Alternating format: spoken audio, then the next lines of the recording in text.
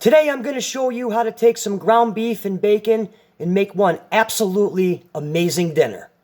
Here I have some 80-20 ground beef. And the first thing we want to do to this is, let's season this with some kosher salt and some black pepper. That's all we're going to use here. Kosher salt, black pepper. So the salt and pepper's on there all nice. Now what you want to do is we're just going to add some cheddar cheese to this.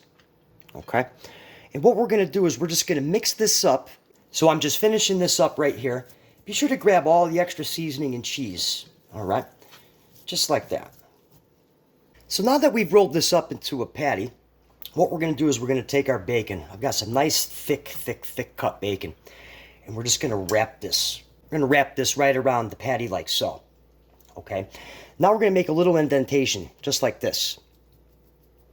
To that, we're going to add a couple pickles. Press them right in there.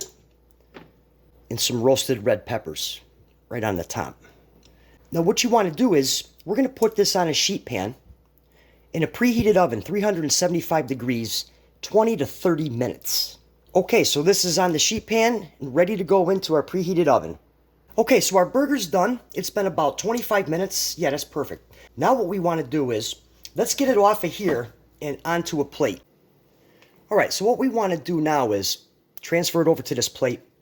We want to put it aside and just let it rest for about 5 minutes.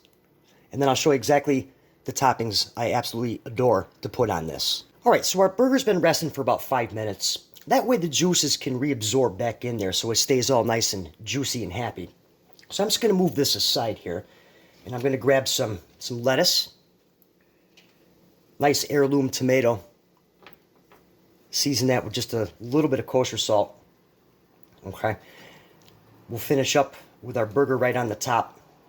And then finally, just a drizzle of some homemade steak sauce. And there you have it. Let's get into this guy right now. I tell you, this thing is an absolute monster, and it sure smells good. So let's get into it right now. Just going to have to give this one a nice little cut up here. Absolutely amazing. This is by far the best burger that I've had in a month. I should make these more often. With the roasted red peppers, the seasoning, the cheese, everything just brings this all together. The bacon. I really hope you enjoyed this recipe.